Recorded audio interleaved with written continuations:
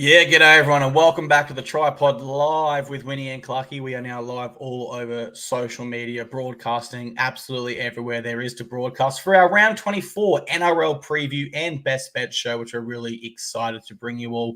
Let me welcome in the founder of TryPod on that note, the ever reliable Jacob Wynn, my friend. How are you going, brother?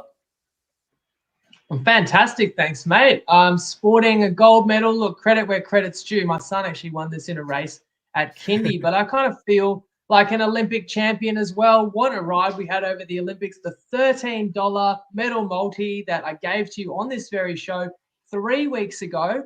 What a ride. It came down to the final leg. We cashed 3 out of the 4 legs. The final one was USA under 40.5 goals. They land on 40 golds. And the final night, there was 3 events. We couldn't have the USA win 2 of them.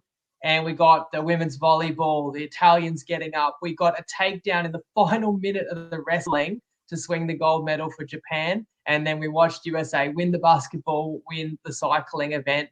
That's okay. They got to 40, half a gold. After 3 years ago, we lost by half a gold on the Tokyo Golden Multi. So ultimate redemption. And the best thing about it was all the people that messaged me and commented just how much extra enjoyment they got out of the Olympics and how it drew them to so many random sports and events that otherwise wouldn't have had a rooting interest in. So that's what it's all about. But it's one thing to just have a bit of fun, but to cash at $13 and to have, I think, 400 or 500 people who follow our show all riding along was fantastic, mate.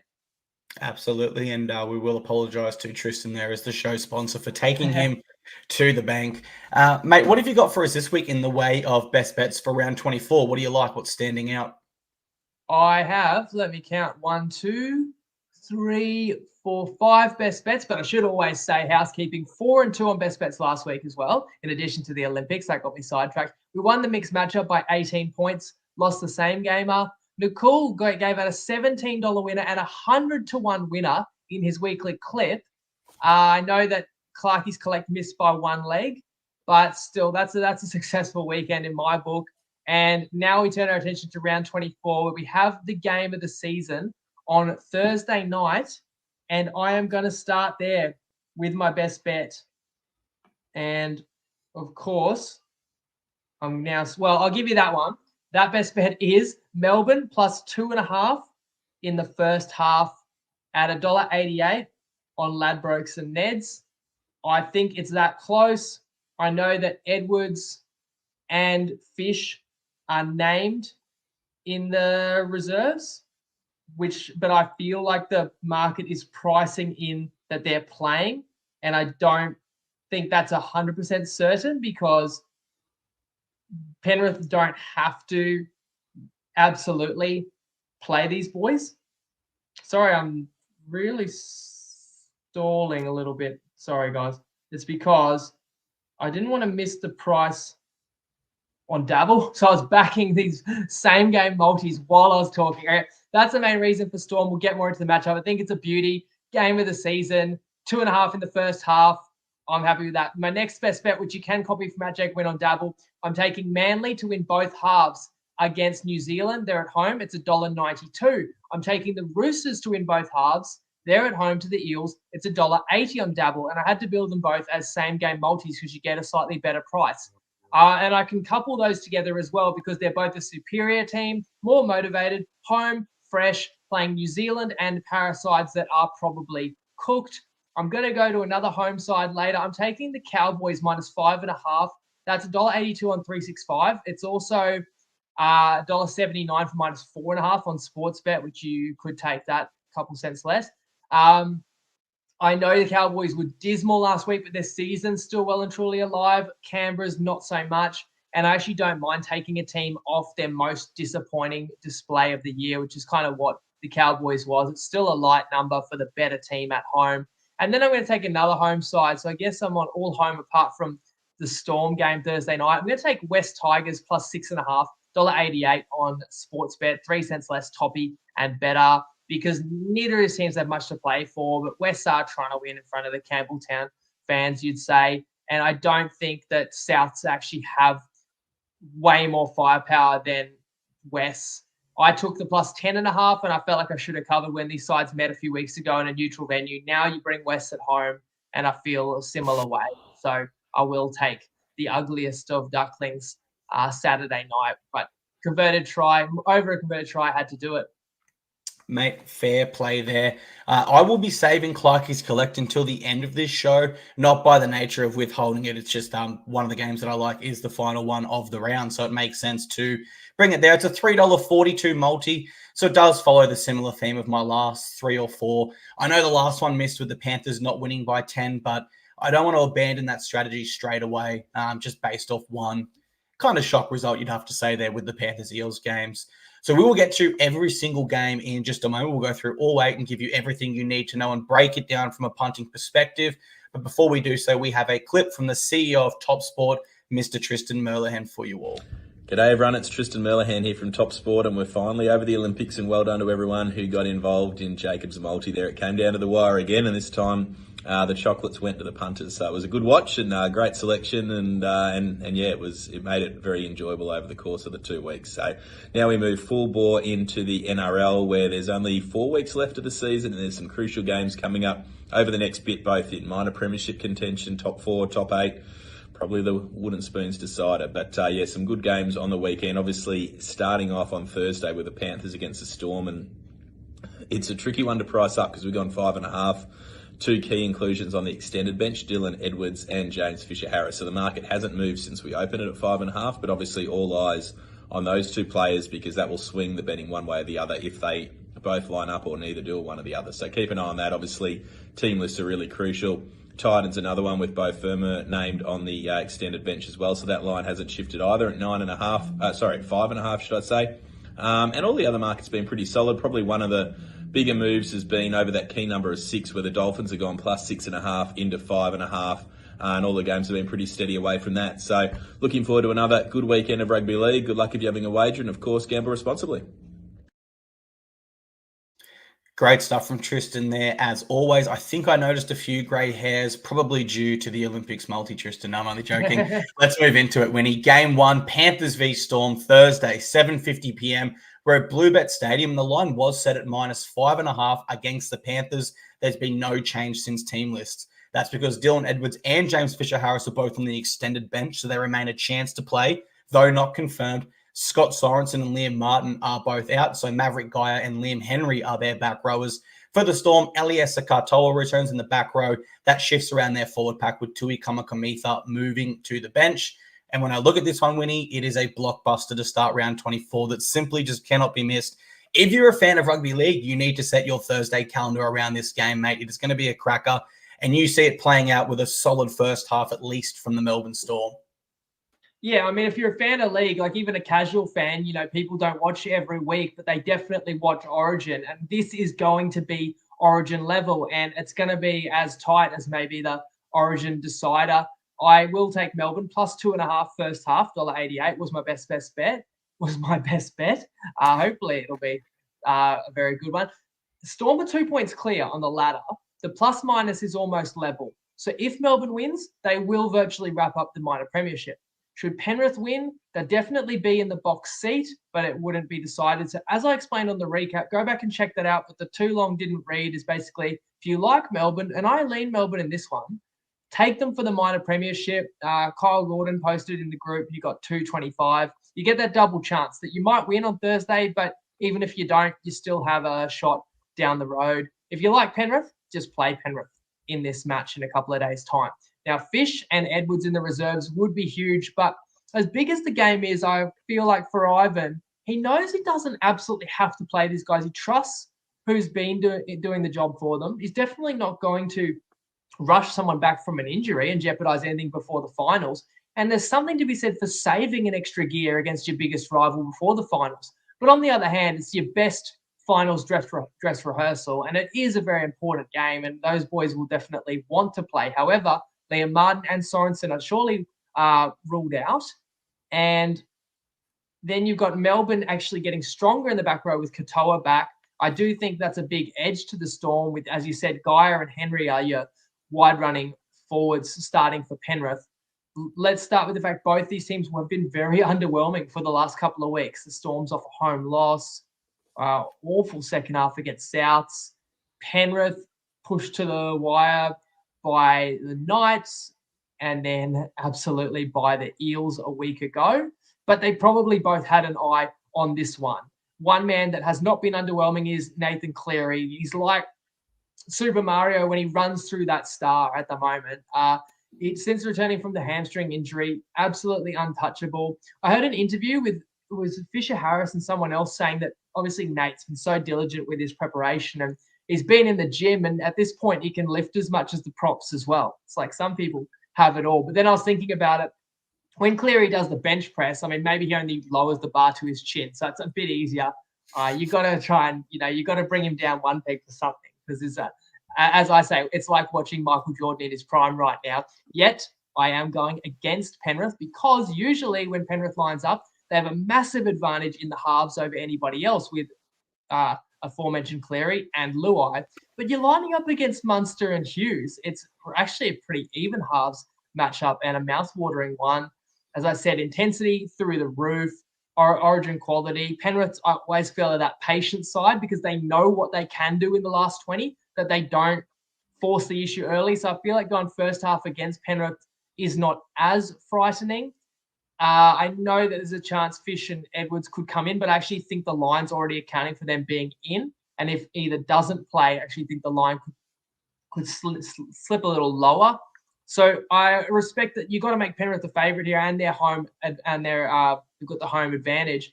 But I really don't think Penrith's much better than Melbourne, if at all, with who's available this week. So that's why I'm going to play the Storm, and I liked the first half angle.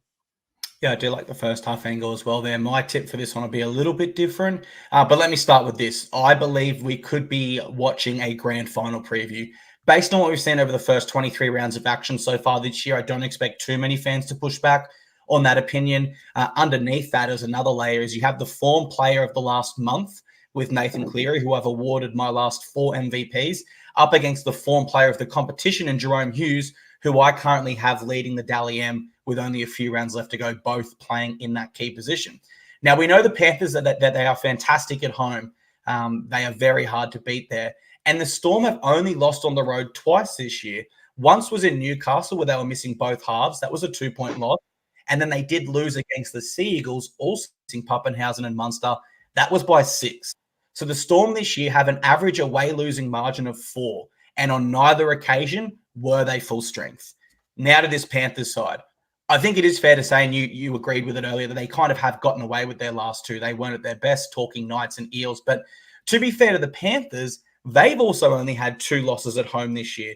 One was to the Cowboys by, I think it was 10 points, and the Dragons was at 10 points as well, both during the Origin period, right? So we have a side that's lost 2 away versus a side that's lost 2 at home, but in none of those games were either side full strength there. So it does make it really hard to break down.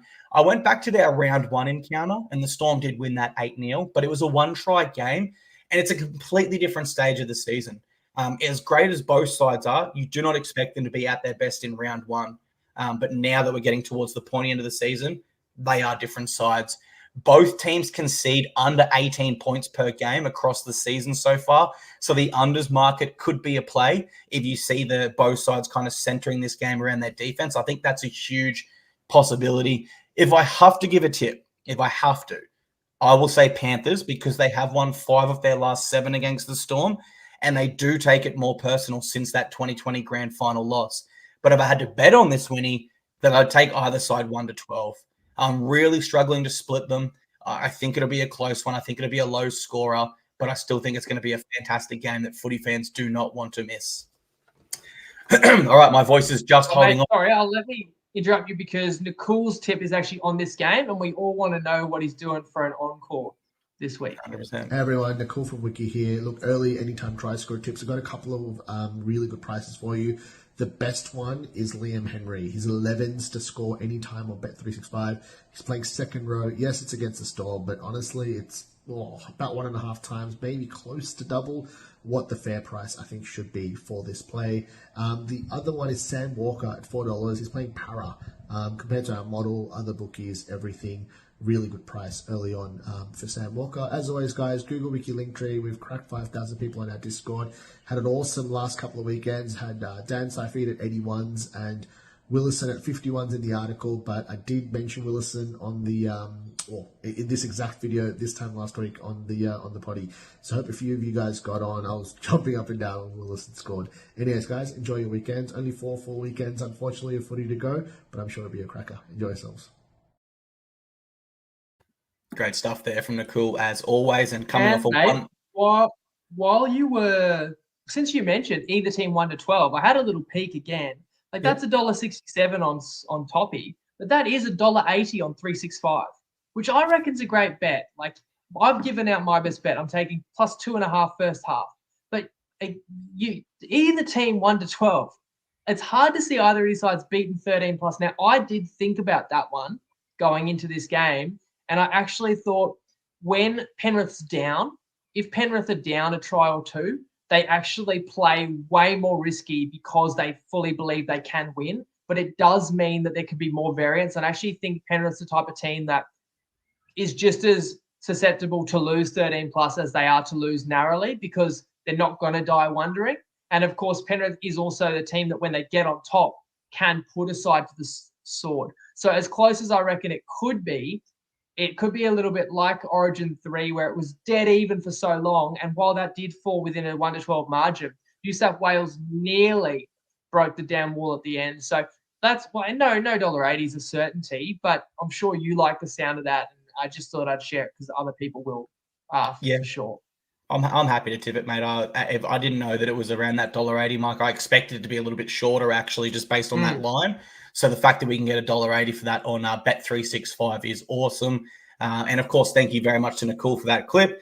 If you guys forgot, $101. He tipped Xavier Willison for the last try scorer last round. So absolutely put his money where his mouth was and nailed it. And you said at the time the 365 was a bit sleepy with who was starting. They didn't realize Willison was starting. Maybe the same thing. He's tipped Henry. Maybe 365's pricing Henry like a bench forward, I would say. Right. But the fact is that Nicole on his website where he tipped his tips for the week still tipped Willison at 51. Even when the odds halved, they still believed it was a good value bet and still tipped it as well. So doubled down on the fact you may have got 100 if you watched us live, and they doubled down if you check the tip out anytime. They're not going to hit every week. You're not even meant to hit 100 to 1 every season. So we really do need to celebrate moments like that. And let's see what he does this week. The last time we almost hit 101, I don't even think it was 101, Mitchell Moses. I was going to say it involved Mitchell Moses, but how much was that paying again? 200 to 1, mate. Thanks for bringing that up.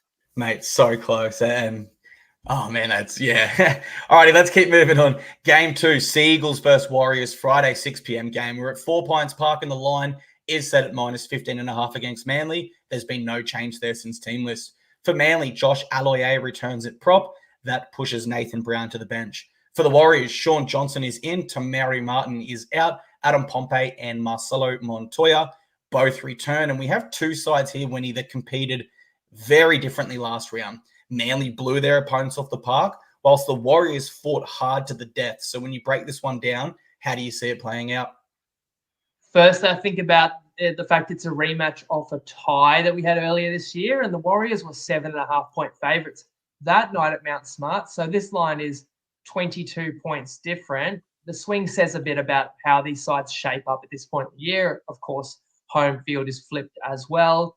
Manly looked sharp last week. In the recap, Manly was my best bet, and I probably made it sound too easy that Manly just blew out the Raiders, and what a great tip it was. The truth is, as you mentioned, there was a big swing right before the halftime siren where the Raiders scored a try, but the whistle blew for a knock-on. The Raiders challenged it, found it wasn't a knock-on, but they couldn't keep the try because the whistle had gone, and then they didn't score, and then Manly scored final play of the half. That's a 12-point swing. Second half, Manly opened things up and show what they're capable of. The Warriors remain a mystery to me because I thought they could easily be blown away by the Finns last week, especially once Johnson was ruled out. So then where's the emotional lift coming from? And especially also once the Dolphins got up 20-6 at halftime. Thought New Zealand would go out with a whimper, but New Zealand fought so hard. However, they fell short yet again. So their season, the Warriors, is definitely over. Johnson back now, though. So does that give the boost that they need? However, we've talked about Tamari Martin's probably the superior player at this point. So from a playing standpoint, not sure. And I also just think that I don't know if Johnson can get the best out of his teammates for the final 3 straight weeks. Yeah, round 24, 5, and 6. Because as you said, they're at the bye in round 27. If anything, surely they're going to make one of these home games the grand final. So I'm not sold that just because Johnson's back that the Warriors will fight and defend with desperation all night. I could see what I think has happened a lot this year is we've seen teams get flogged, and then mentally you're like, that team's soft, that team's hopeless, that team's given up, and people want to bet against teams off a flogging. But often those are the weeks where that team stares himself in the mirror, trains a bit harder, is embarrassed. So I actually think the best teams to play against are the ones that actually did fight all the way and had a heartbreaking loss. You could even put Canberra in that category, fought so hard against the Dogs, and then the next week against Manly just couldn't replicate it. That's kind of what New Zealand's done and fought for beyond 80 minutes against the Dolphins. And now you're away again against an even tougher prospect. I think Manly's going to win this big. The line's 15.5, could easily play that. I just decided win both halves because I'm sure as long as Manly wins the first half, then they go on with it. The only risk of this being a closer game is if New Zealand turns up to play, a couple of things go their way, perhaps they find themselves in front, then I could see them buying in because they'd love to send SJ out with a couple of wins. But more than likely to me, Manly is going to have a night out.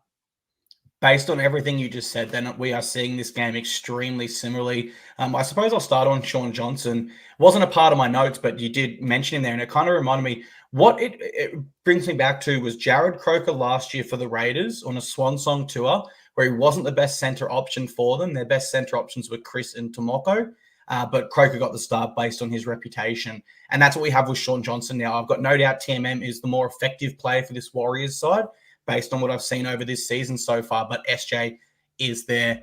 Now on to both sides. I thought that they did their best work in the second half last round. So if I'm looking to that as my separating factor, I immediately prefer Manly. They blew the Raiders off the park. They scored 5 tries in 18 minutes, whilst the Warriors went to a hard-fought Golden Point loss. So I have to imagine Manly are fresher game-wise, certainly travel-wise, and they do return home, which is another key factor for me.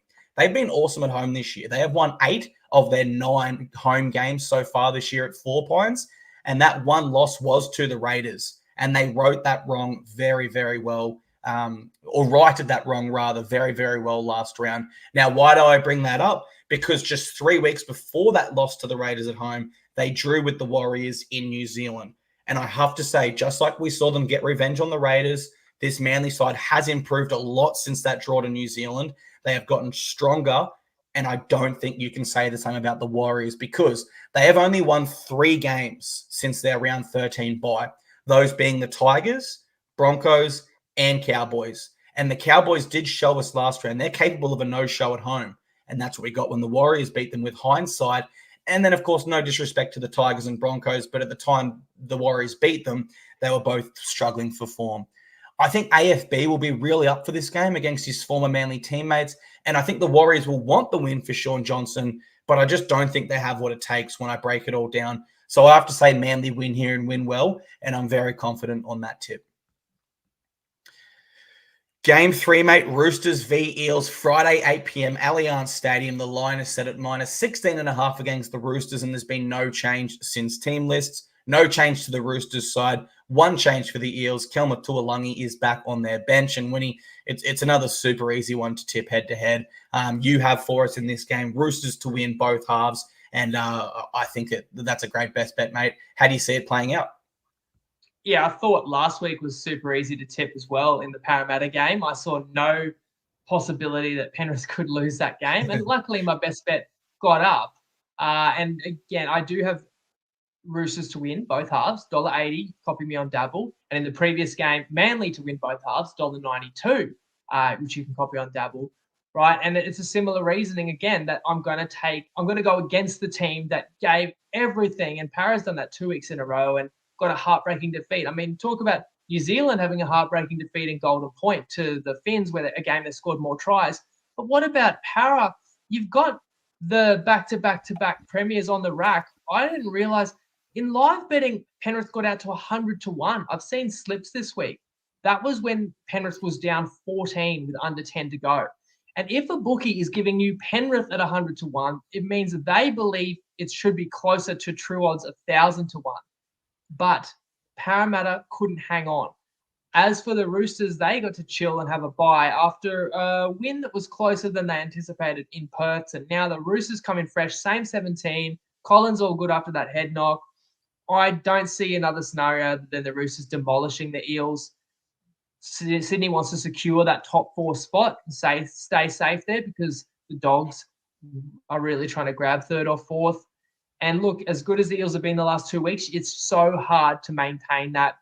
And I just can't see the Eels sticking in it for a 3rd straight week as a huge outsider. It's a pretty simple one to me. I'm seeing this one pretty much the same as you as well, mate. And I went Roosters without too much thought at all, if I'm absolutely honest. But to give everyone a bit of a breakdown of how I arrived there, the Eels have only beaten the Roosters twice since 2016. So we're talking an 8-year period now. And more importantly for the Eels, when we talk 2024 this season, they've only recorded 1 win away from home. Now, that was in New Zealand, of all places. So whilst I suppose the first glance look at that, you would say, oh, well, it's an away game, but they're still in Sydney. It's not big travel. It doesn't fly. They have not been winning away from CommBank at all. And when I look at this Eels side, I think they had their grand final last week, and I think it's all downhill from here for the Eels. I don't see the Roosters allowing them back into the game like Penrith did, and how the Titans had their grand final against the Broncos and then stunk it up against the Sharkies. I could see the Eels really replicating that this round.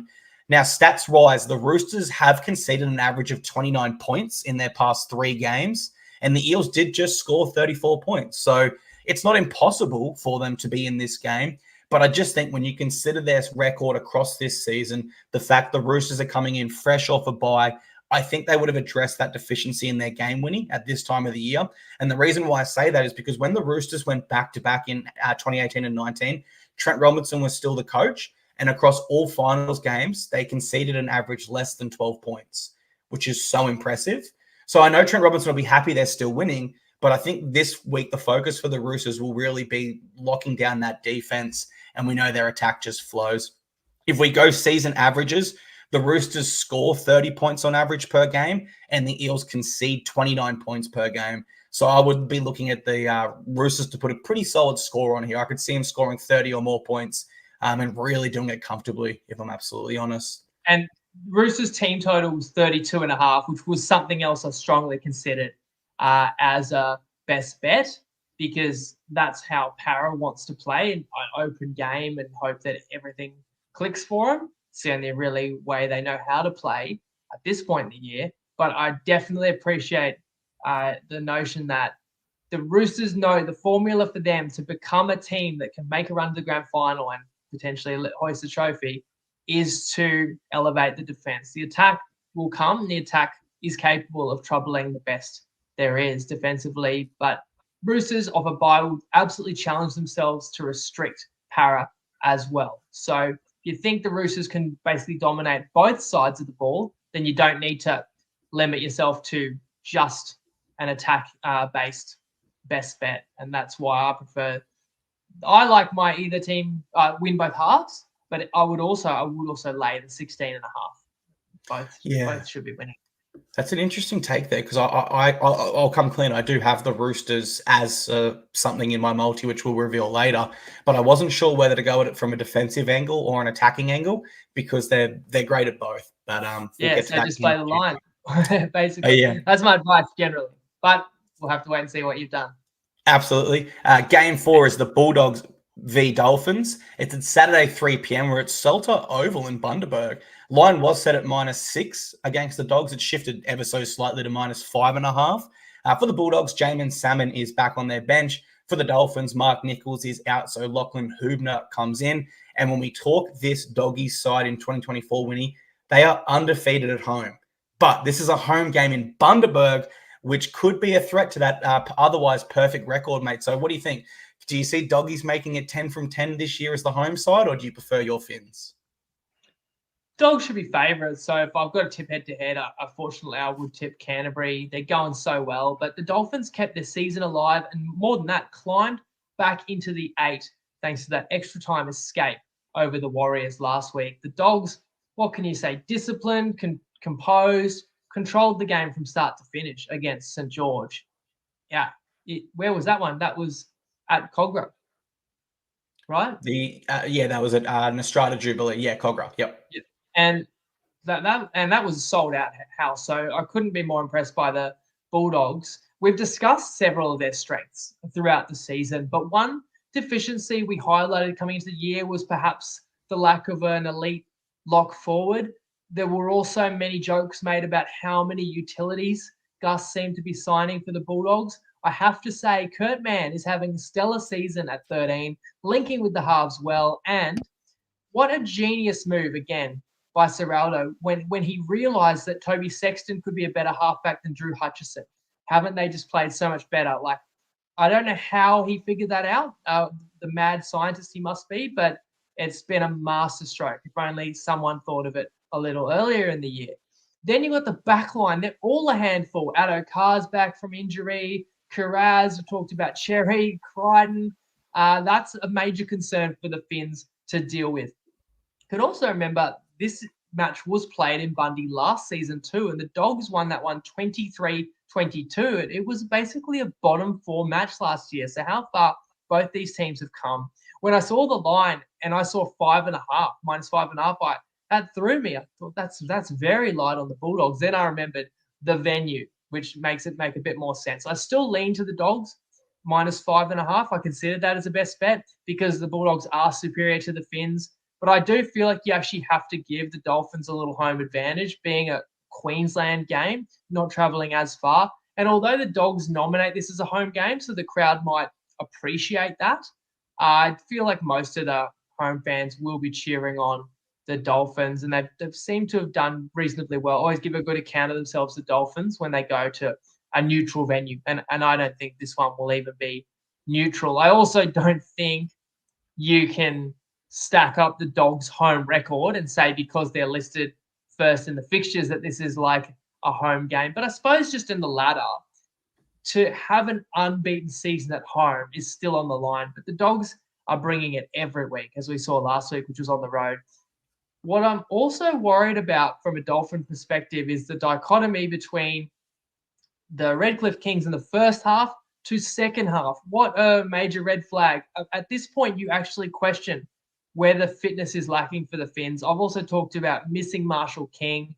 And when you have a young halfback, maybe you're not icing games like you should second half, but at some point you've got to learn. And yet again, the second half really cost the Dolphins, nearly cost them ultimately.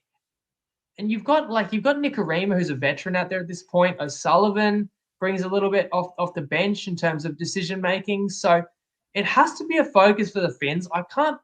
I don't expect it should just be automatic. Play Dolphins first half, play against them second half. But I wouldn't go against those trends either. I think this line should be 6, maybe even a little above. So again, I was very tempted into the -5.5 if people want to go that way. But I am conscious of a springboard effect that the Finns broke a little losing streak and got a tight win, and they got a scare that Bennett can still treat like a loss and search for improvement. They're not going to overlook the opponent whatsoever. And it means so much to the Dolphins to make this charge into the finals and make history for the club. So I think they'll be absolutely switched on. It's enough for me to stay out of it and expect a good game that could land somewhere right around the number.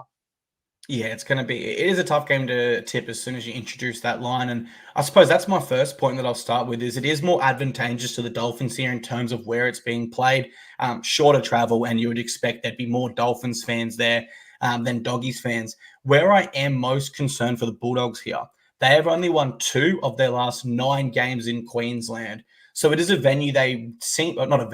state they seem to struggle in. And I look to Magic Round this year as another example. I thought they were really good favourites against the Raiders. and they dropped that game there. Now, these sides have only met once before in history. It was at this ground, round 22 last year, so similar timeline as well. As you mentioned, Doggies, 23 points to 22. The difference, a Matt Burton field goal, but in the first half, not the second half there. It's an interesting one because I do think whilst the Dolphins drop off in the second half, there are plenty of examples this year of them fighting for the full 80. And they're not as consistent in that manner as the Bulldogs are. I would certainly not go that far, but it could be a game where, as you mentioned, some external factors for the Dolphins mentally, such as Wayne Bennett's last year, we want to make history and be the first Dolphins side to play finals. That could really spur an 80-minute performance out of them with the springboard effect against a Doggy side that we know does play 80 minutes. So I think if I had to tip someone here, I would actually prefer the Dolphins, just based on the Bulldogs' poor record in Queensland winning. And I'm also kind of compounding that stat with how poor they have been in general away this year, with 3 wins from 10 attempts. And then, of course, they are 2 from 9 in Queensland recently. So away games is just a little bit strange for the Doggies, but I can't quite doubt them. They've been really awesome this year. So if I had to tip, Dolphins, but that's not how I'm going to tip this one. I'm going to say Jake Averillo to score against his former side in the centres. Now, he'll be up against Bronson Xerri, who's been awesome this year, but he is missing 1 out of every 5 tackles he attempted. And Jake Averillo's strike rate is 7 out of 19, so slightly more than a 1 in 3 chance, but we do know players generally step it up against their former sides. So my tip in this one will actually be Jake Averillo to score. And if you want to add or have a bit more of a value play, I suppose, with a smaller unit stake, it is worth mentioning Bronson Xerri has 5 tries in his last 5 games, and Averillo's defense efficiency is only 3% higher than Bronson Xerri's, so slightly better than 1 every 5. So if you want to add a bit of risk to it and get a bit of value, you could take both to score. But my tip, Jake Averillo. Game 5, mate. We've got Cowboys v Raiders Saturday, 5:30 p.m. We're at Queensland Country Bank Stadium, and the line is set at -6.5 against the Cowboys and has not moved. Chad Townsend has been dropped. Jake Clifford is their new halfback. Jeremiah Nanai is out, so Finny Fuiaki moves to the back row. Thomas McKaylee joins their bench. For the Raiders, no Jordan Rapana. That moves Sebastian Chris to the wing, Ethan Strange to centre, and Adam Cook remains in the halves. And Winnie, this is 2 sides that really desperately need to make amends for their performances last round. I expect this will be a great game to watch for everyone as well. Who do you think walks away with the 2 competition points here, and why is it the Cowboys? I'll tell you why. I liked the Cowboys last week. That was a losing best bet. -7.5 I played against Brisbane. The line is 6.5 in most places. This week's are pretty similar, but I played the last of the 5.5s on 365, or as I said, it was available as an alt line on Sporties. And who's better, Brisbane or Canberra? Like, Canberra's going a little better, but Brisbane probably still had a bit more to offer. The thing is, the Cowboys were garbage last week. From the point of leading 18-6, as I said on the recap, how do you explain the capitulation? But I will give them another shot because of the embarrassment of that game and because the Cowboys need to dust themselves off and consolidate. They still should be playing finals from the position that they're in, and will still be striving for a home final in the second half, or in the second half of the top 8. So let's just go for that disappointing team after being embarrassed, because we might actually see a bit of fight back, especially since they're at home again and they want to redeem themselves in front of home fans. Yes, Nanai is a big loss, and the game changed when Nanai went out last week. But as you say, a good couple of second row options that the Cowboys still possess. Townsend dropped, as I called for on Sunday. Said enough's enough there. Clifford's in, Purdue's on the bench. So I think there's upside there as well. Canberra's not as threatening to me when Strange is outside of the 6 jerseys in centre in this one, in my opinion. So that's 1+ as well to fade the Raiders, who are a team that wants to bring you down to their level, are a team definitely capable of an upset, capable of winning ugly games, but also not a top 8 level side. The truth is their run might be over after they were able to go with Manly second half last week, and reality could set in for the Raiders. There could be a little bit of a letdown after not being able to win that one at home. So as bad as North Queensland were last week, maybe that keeps some other punters off them. We get a slightly lower line that I'll take on the team that has it all to play for, is at home, and is still the better side. And I'm seeing this one really similar as well, to be honest, mate. I think I'll start with your point on Jake Clifford. I agree. And I actually think that's a positive for the Cowboys because he knows he has to come in and have an immediate effect. You know, he can't come in and pitter-patter around with finals around the corner. So I expect we will see a great performance out of him.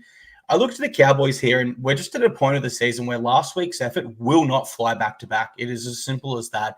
And they have won their last 5 in a row over the Raiders, and it's also Tom Dearden's 100th NRL game. Now, they're still at home. So when you look at correcting what was a very poor performance last week, you couldn't have a better preparation. You do not need to travel. You stay with your family all week. You go to training, and you fix what went wrong. Meanwhile, the Raiders this year, they've only won 2 of their last 8 away games this year. So seemingly everything is in the Cowboys' favor here as far as I'm concerned. Both teams are conceding 25 points per game this year. And that's probably the only area at first glance I would have given to the Raiders. I would have said they had better defense than the Cowboys do. But stats show us that is just simply not true there. So I've got Cowboys here. My tip is at the line. I think what we expected from them last round, we'll get this round with adjustments made. And the swing last week, when I'll just touch on that quickly, I actually thought it was in the first half. The Cowboys made a break, and instead of kicking ahead, they passed it, and it was called forward. It would have been a try. They would have gone up 24-6. Instead, it's called back, and then Broncos score, and it's 12-18 at halftime. And I was watching this one at the pub with my mate, and he didn't seem too phased. And I'm like, nah, man, that's a big shift because now Broncos' mentality is going to be, we need to score next. We're back in this game. And the Cowboys were rattled after that point, it seemed as well. So either way. I totally agree, man. The Broncos won by 22 in the end. So no one's going to say like, where a try got disallowed or a try got butchered. It doesn't matter. They lost by 22. But it is dramatic, these swings, because Brisbane could very well have given up. So a moment like that, it could have been such a different result. And then what would this line be, So, but it's still no excuse for the way that the Cowboys dropped their heads and gave in. And I agree that the Cowboys are a hard team to figure out and a hard team to trust because it's not the only home no-show. But it sounds like we do agree. Let us know if there's a stronger case to be made for Canberra in the comments. But surely there's a bounce back for Townsville at home here. Yeah, I'm not seeing a bounce back from the Raiders based on everything we broke down there. Game 6, mate, is the Tigers v Rabbitohs, Saturday, 7:35 p.m. at Campbelltown Stadium. The line was minus 5.5 against the Rabbitohs. It's now moved to minus 6.5. Michael Cheekham is out for them, so Jacob Host comes in. For the Tigers, I'm sure I'm going to butcher this surname, Lawalili, their new winger. I'm not sure how to pronounce it, sorry. And Alamalo is out. Alex Seyfarth is in. Ruben Porter is out. And Winnie, we arrive at the poo slinger of the week. Seriously, if both of these sides just agreed, we'll have a draw here. We'll take 1 point each. Doesn't matter. And I could save 2 hours of my life. That would be perfect. But life doesn't always go the way you want, mate. So we push on. And this one should be made more interesting by your best bet, where you think the Tigers can work a little bit of Benji's magic into Campbelltown. I do. And the Wests have gone so badly the last few weeks. At some point, they'll cover a line. So I have a feeling it will be this week, and other people might be fed up with the Tigers. And the general punter doesn't want to back them anyway. They're last on the ladder. If they're not the worst team in the comp, the way that the Eels have gone the last couple of weeks, actually no one's going to debate. Wests are the worst team in the comp. It's just that there's still a little bit of life in this team. There's a few spark plugs in there, and it's the opponent for me. It's Souths away. What are Souths playing for at this point? Souths gave a decent effort against the Storm last week, and I've got to say, in terms of the turnaround, there's an advantage to the Rabbitohs, admittedly. Thursday night into Saturday versus Sunday into Saturday for the Tigers, but historically, it's not easy to get up for a game after you play Melbourne and their physical brand of footy. For me, it's Tigers at Campbelltown. This one could be a little tighter, because I think the effort has to be there for West. If there's any chance of avoiding three straight spoons, West must win this game. West really do need to put another performance or two out there on the field to be proud of this year. It can't be a complete write-off in Benji's first season. No one expected him to get them to the finals, but you can't get blown out by double digits every week. And I took West plus 10.5, I think was a great bet against Souths about a month ago, where West led the game with 20 to go. But unfortunately, a sin bin, 3 straight tries late. Damien Cook, who's not even a good kicker, kicking 7 goals in a row, and we lose the cover by a couple of points. I'm a little snake bitten by that, but I'll go again. And no, it's only 6.5 this time, and it was $1.88 sports bet, or a couple cents lower, toppy and better. But it's a true home game for West. I like, since Dewey's come back in there, what he brings to the centres, as well as for Fatape. Compare that to South's backline with Kenner, Milne in the centres. Johnston is out. Spines on both sides have players that can produce, and I don't think the packs are that far apart. So it's an ugly one, but just hold your nose and take West, I reckon. Yeah, I'll look at this game, and I'll start with the Tigers. Now, they did snap their 10-game losing streak at Campbelltown earlier this year. I think it was against the Raiders. And, when you look at it, the Rabbitohs have only lost 1 of their last 9 to the Tigers.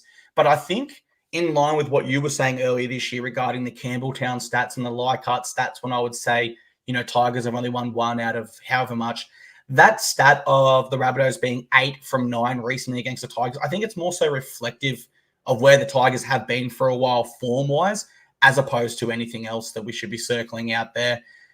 But you go to these teams and in their last 10 games, they each have one win combined. And that win, ironically, was the Rabbitohs over the Tigers. So it's, you know what I mean? It's bad.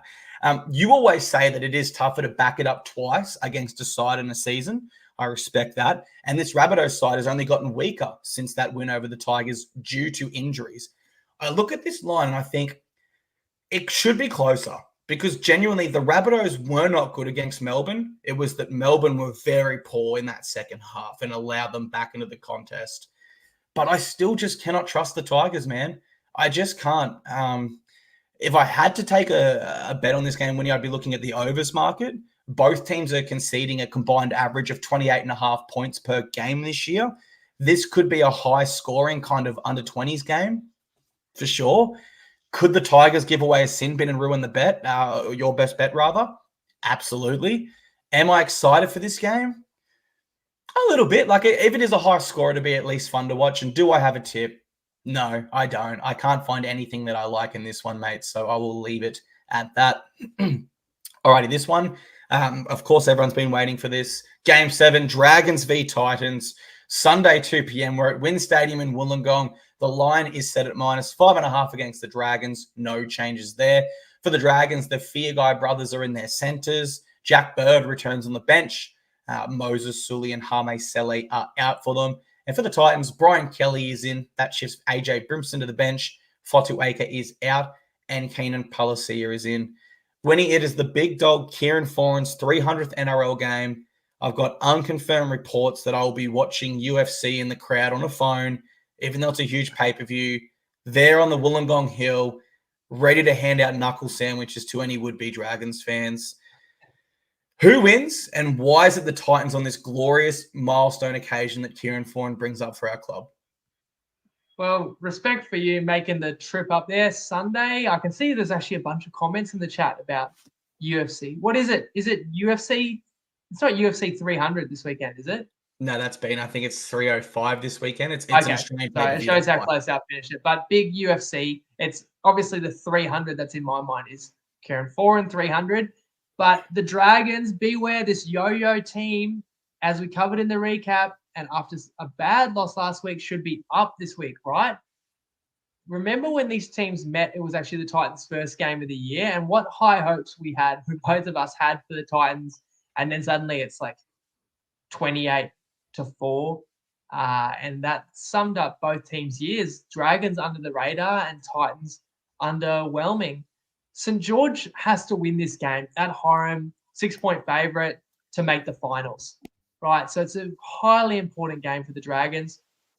The Titans can't make the finals after the Sharks game, but you do expect that wake-up call. You've beaten 44-0, you're embarrassed. That's why you shouldn't read your press clippings, as you said on the recap as well.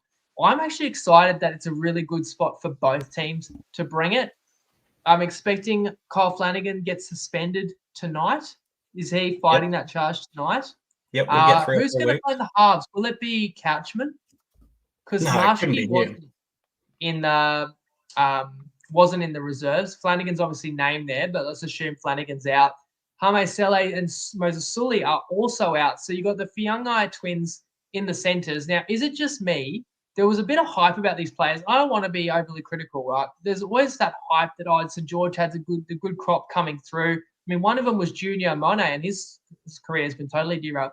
I've never seen either of the Fiangai twins do anything special on the footy field. And there's 2 of them, so there should be twice as much. I know if it's just me. So I don't fear those guys. AJ at centre was a failure last week, to be fair, but now he plays 14, where Brimson could be dangerous. Big Mo being suspended for this one does hurt you. I think there's still reasons that both sides will bounce back from such bad displays last week. In all fairness, as the Titans were horrible, the Dragons were not that bad. It was much more about the Dogs being at their dominant best. So I don't want to make it out like the Dragons have got a lot to make up for, but they'll definitely, whenever you get beat by double digits at home, you want to respond. I think the Dragons do at Winnie Stadium. I lean to the -5.5 with St. George, but I suppose the ability the Titans have still got, if they show up, I know that the Titans are capable of playing spoiler. Well, Winnie, let's start with round 1. You mentioned it, and Kieran Foran was missing for that game. And he can be my hero baby because it would be poetic justice for him to come back and get the win for the Titans here. And can I also say, and everyone is welcome to disagree with me, and I completely respect you guys disagreeing here, it would be the most Titans thing ever to win this game. All righty, Winnie? So the Titans have played 20 games this year. Did anyone expect them to get pumped in round 1? No. Did anyone expect them to get pumped by the Bulldogs in round 2? No. Did anyone expect them to beat Manly? No. Did anyone expect the Melbourne Storm game to be close? No. Did anyone expect them to beat the Broncos on both occasions? No. Did anyone expect them to lose to the Tigers? No. Did anyone expect them to beat the Warriors in New Zealand on Anzac Day for the first ever Anzac Day in New Zealand and then beat them by 60 at home? No. Did anyone expect them to beat the Sharks in Coffs? No. Did anyone expect them to come back against the Dolphins when they went down 14-0? No. Did anyone expect them to lose to the Sharks last round 44-0? No. Now, I ran out of fingers, but there was 12 games there that we did not expect something from the Titans, and they've only played 20 this year. So there is a greater than 50% chance that what you think is going to happen against the Titans doesn't happen. And I don't expect them to win here, if I'm honest. The Dragons have won 3 of their last 4 in Wollongong, the Panthers being their only loss at the venue. The Titans have never won in Wollongong. They are 0-5, and the Dragons have won 3 of their last 4 games against the Titans. Jack Bird will likely move to 5'8". Raymond Faitala-Mariner will join their bench. I don't think that hurts them much having a creative half next to Ben Hunt. So my tip, therefore, all things considered, is Titans head-to-head because it doesn't make sense. And that's literally the theme of the Titans season. And no one can – if people can dispute it based on what I just said, please do. But facts are facts, Winnie. Titans well, Ryan's commented, expect the unexpected. It's the opposite day paradox. And I do think it's kind of funny. You made this big case about how the Titans do what you don't expect, which is similar to New Zealand. So, of course, there were massive surprises both times the Titans played New Zealand in retrospect. But you're like, whatever everyone thinks is going to happen won't happen in the Titans game. Therefore, I think the Dragons will win, so I'm tipping the Titans. But the fact that you're saying you're tipping the Titans, so therefore maybe you think the Titans will win, so maybe they won't win. Do you know what I mean? So it's kind of like you're kind of trying to create a spell here that is going to set up a Titans win because you're telling us you think the Dragons will win, but you don't because you're tipping Titans, so you think the Titans will win. So let me change my tip here.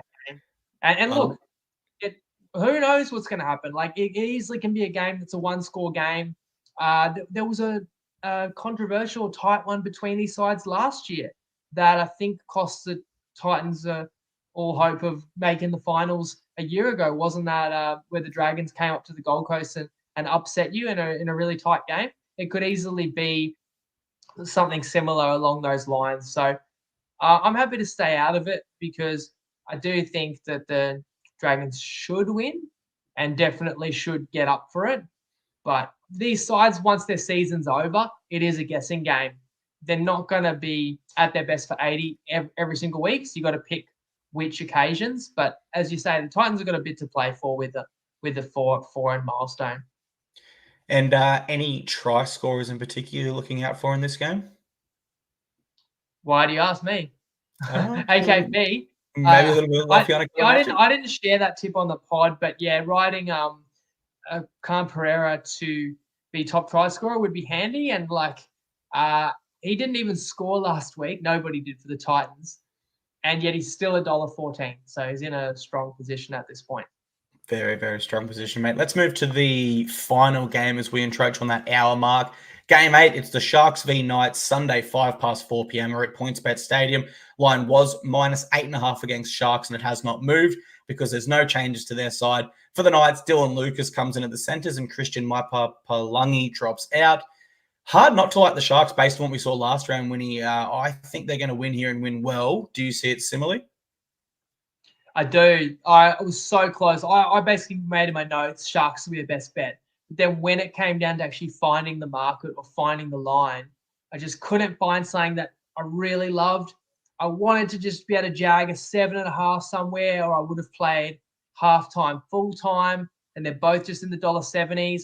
Should I have still laid the 8.5 with the Sharks? I mean, the season is on the line for Newcastle, but it's not as if the game's not a high importance for Cronulla. They're desperate to stay in the top 4, especially after their start to this year.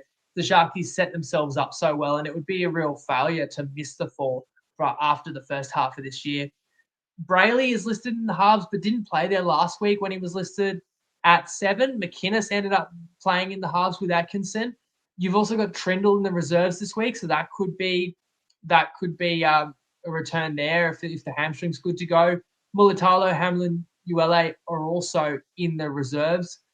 Was it the Sharks' best game of the year last year? It was close to.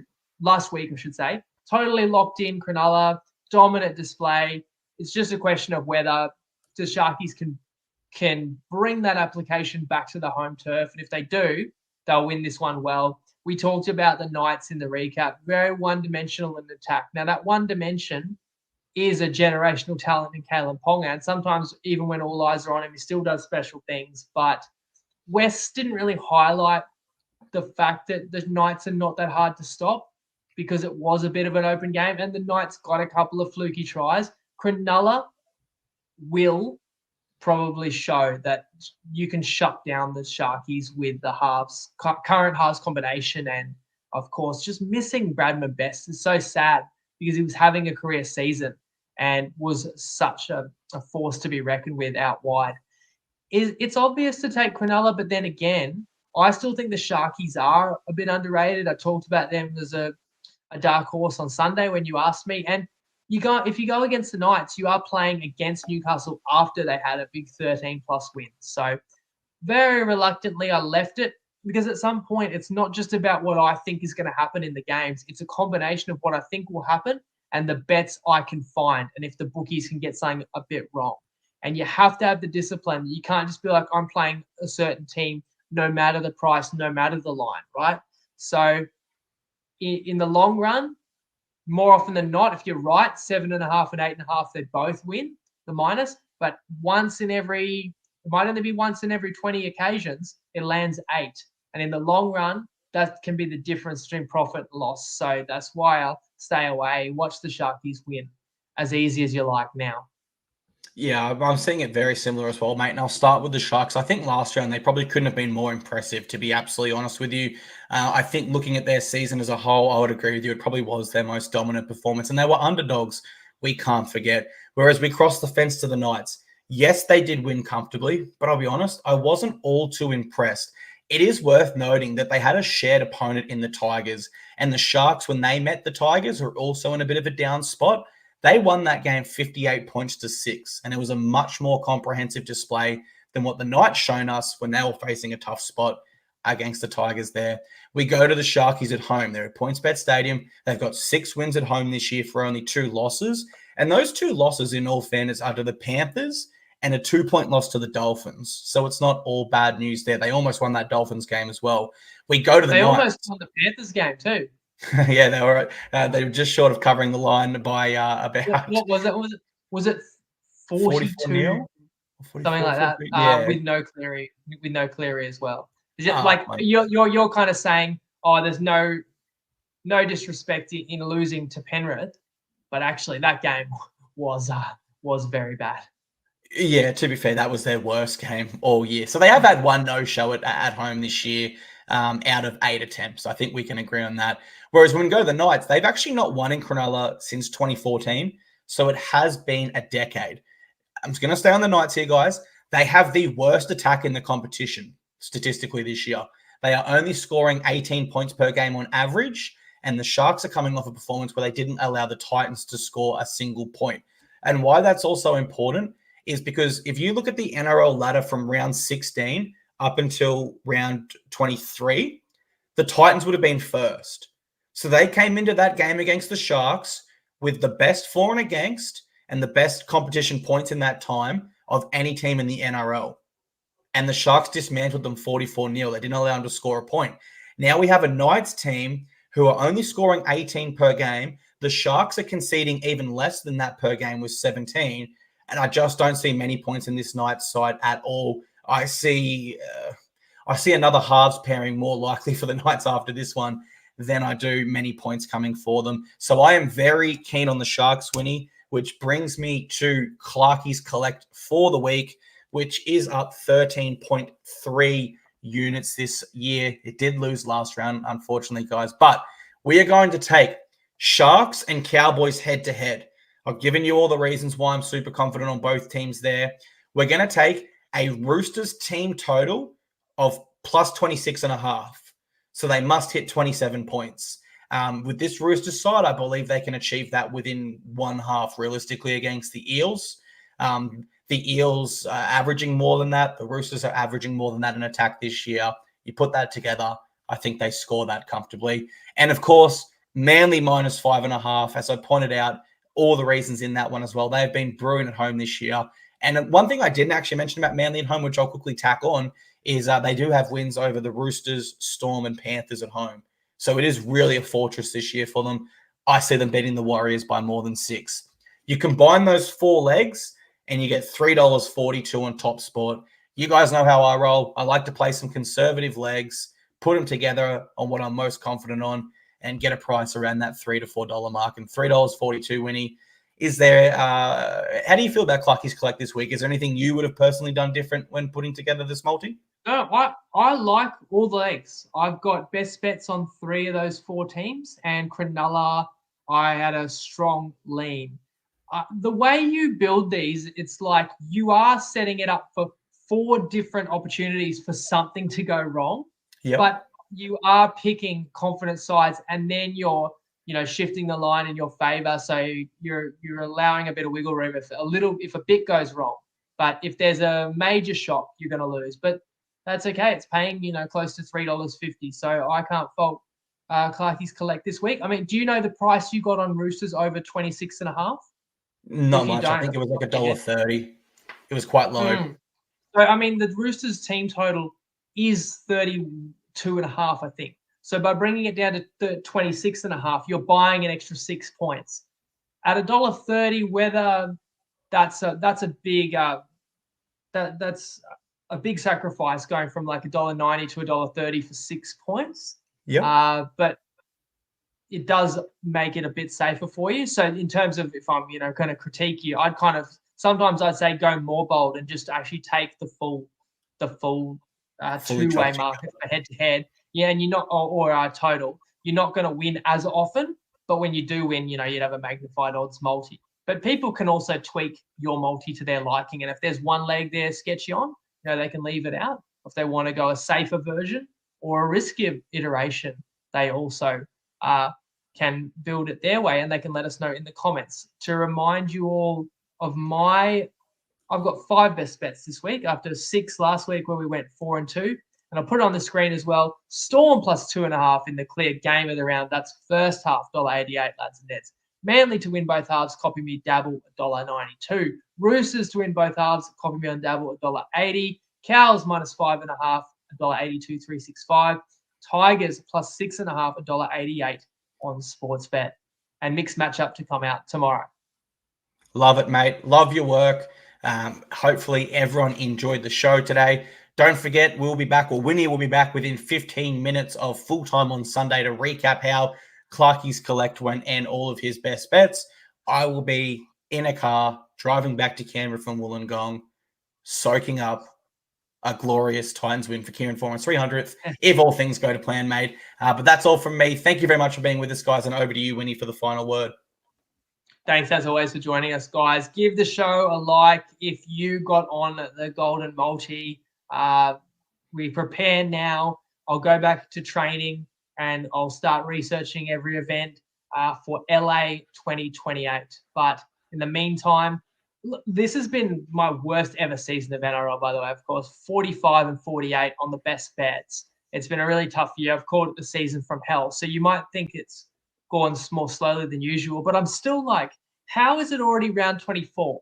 So let's just enjoy this of getting 8 games of footy every single weekend, because it's going to be gone before we know it as well. And we've definitely done a lot better in the last couple of months of this season. I hope it continues. But if you think I'm going wrong in any of my plays, let me know as always. Have a fantastic week, guys. Enjoy the footy, and I'll catch you Sunday night. Lego.